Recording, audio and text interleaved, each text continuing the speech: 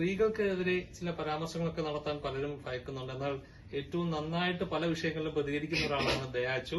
അപ്പൊ ദയാച്ചു കഴിഞ്ഞ ദിവസം കൊല്ലത്ത് ഒരു മരുമകൾ അമ്മായിയമ്മയെ തല്ലിയ ഒരു വീഡിയോ വൈറലായിരുന്നു, കണ്ടിരുന്നല്ലോ. എന്താണ് പറയാനുള്ളത്? അത് കണ്ടു കഴിഞ്ഞിട്ട് ആ വീഡിയോ വന്നപ്പോ അതിന്റെ കമന്റുകളാണ് ഞാൻ ഒരുപാട് എനിക്ക് വിഷമമായിട്ടുള്ള ഒരു രീതിയിൽ നിൽക്കുന്നത്. അതിൽ കമന്റുകൾ പല രീതിയിലും ഇങ്ങനെയായിരുന്നു. എന്താന്ന് വെച്ചാൽ ഈ വീഡിയോ എടുത്ത ആള് എന്തൊരു വൃത്തികെട്ടവനാണ്, അവനൊരു 2 എണ്ണം കൊടുക്കായിരുന്നില്ലേ, അവന് നട്ടലില്ലേ എന്നൊക്കെയാണ് ചോദിച്ചത്. ഈ വീഡിയോ എടുത്ത് അത് പോസ്റ്റ് ചെയ്യുമ്പോൾ അവന്റെ മനസ്സെന്താണെന്നൊക്കെ ചോദിച്ചു. ഞാൻ ചോദിച്ചോട്ടെ, ഈ വീഡിയോ എടുത്തത് കൊണ്ടല്ലേ നമ്മൾ എല്ലാവരും കണ്ടത്? ഈ വീഡിയോ എടുത്തത് കൊണ്ടല്ലേ ആ സ്ത്രീ ഇമാതിരിയൊക്കെ ചെയ്യുന്നുണ്ട് എന്നുള്ളത് നമ്മൾ അറിഞ്ഞത്. അപ്പൊ അതുകൊണ്ട് ഒരു 2 അടി അടിച്ചു കഴിഞ്ഞാൽ ആ വേദന അവിടെ നിന്ന് പൊക്കോളും. പക്ഷെ ആ വീഡിയോ എടുത്ത് അത് മാധ്യമത്തിൽ ഫേസ്ബുക്ക് എന്ന് പറയുന്ന സോഷ്യൽ മീഡിയയിൽ ഇട്ട് നമ്മളെല്ലാവരും അറിഞ്ഞത് കൊണ്ടാണ് ആ സ്ത്രീക്ക് ഇതുപോലൊരു നല്ലൊരു നിയമ നടപടി എടുത്ത് അകത്താക്കിയത് എന്നാണ് എനിക്ക് പറയാനുള്ളത്. അപ്പൊ എല്ലാവരും എനിക്ക് പറയുന്നത് അപ്പൊ അതാണ് ഷെയിമുകേടാവുന്നത്. സത്യം പറഞ്ഞാൽ ഇതുപോലൊരു അധ്യാപിക ഉണ്ടാവാൻ പാടില്ല. അവരുടെ ജോലി തെറിപ്പിക്കണം, അതുപോലെ അവർക്ക് വേണ്ട ശിക്ഷ നടപ്പിലാക്കണം എന്ന് പറയാണ്. അതുപോലെ തന്നെ ഇവര് എന്താണ് കുട്ടികൾക്ക് പഠിപ്പിച്ചു കൊടുക്കുന്നതാണ്.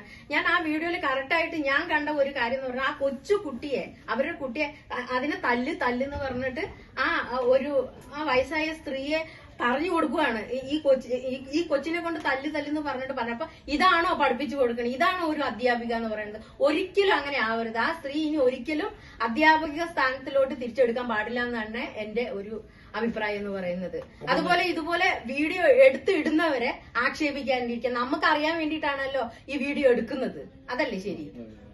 അപ്പോ ഈ അവർക്ക് ഏത് രീതിയിലുള്ള ശിക്ഷാ നടപടി കിട്ടണമെന്നാണ് പ്രതീക്ഷിക്കുന്നത്? ഏറ്റവും എന്തുകൊണ്ട് ഇപ്പോഴത്തെ ഒരു കാലഘട്ടത്തിൽ വൃദ്ധകളായ ഒരു ആൾക്കാരെ വളരെ മോശമായിട്ട് പല വീഡിയോകളിലും നമ്മൾ കണ്ടിട്ടുണ്ട് ഉപദ്രവിക്കുന്നത്. അത് ഇനി ഉണ്ടാകാൻ പാടില്ല.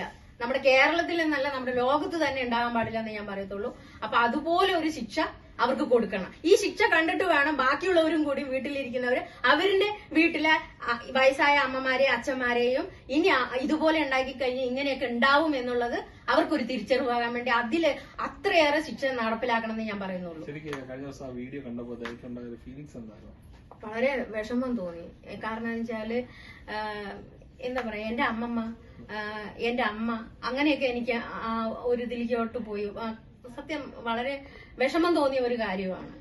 അതിനെതിരെ പറയണമെന്ന് ഞാൻ പലവണ വിചാരിച്ചിരുന്നു. പക്ഷെ ഇങ്ങനെ ഒരു ഇന്റർവ്യൂ ഉണ്ടെന്ന് പറഞ്ഞപ്പോ പിന്നെ ഞാൻ എന്റെ ഫേസ്ബുക്കിലൂടെ പറയേണ്ട കാര്യമില്ലല്ലോ എന്ന് എനിക്ക് തോന്നി. വളരെ സങ്കടം തോന്നി. നമ്മുടെയൊക്കെ ഒരു അമ്മമാരുടെ ഒരു അവസ്ഥ, നമ്മളും ഇതുപോലെ ആവില്ലേ, ഞാനും ഇങ്ങനെ ആവത്തില്ലേ, അപ്പൊ എന്റെ മകൻ ഇതുപോലെയല്ലേ എന്നെ ഉപദ്രവിക്കുക എന്നുള്ളത് എനിക്ക് തോന്നിപ്പോയി. അപ്പൊ ഏറ്റവും നല്ലൊരു ശിക്ഷ അവർക്ക് കൊടുക്കണം എന്നാണ് ഞാൻ പറയുന്നത്. ഇതുപോലുള്ള അധ്യാപകന്മാര് വേണ്ടെന്നേ, അധ്യാപികര് ഇങ്ങനെ വേണ്ടെന്ന്. ഇതാണ് പഠിപ്പിച്ചോണ്ട് മാതാപിതാ ഗുരു ദൈവം എന്നാണ് നമ്മള് സ്കൂളിലൊക്കെ പഠിക്കുന്നത്. മാതാവിനാണ് അവിടെ ഇമ്പോർട്ടന്റ് കൊടുക്കുന്നത്. ഇത് എന്ത് ടീച്ചറെന്നാ ഞാൻ പറയണത്?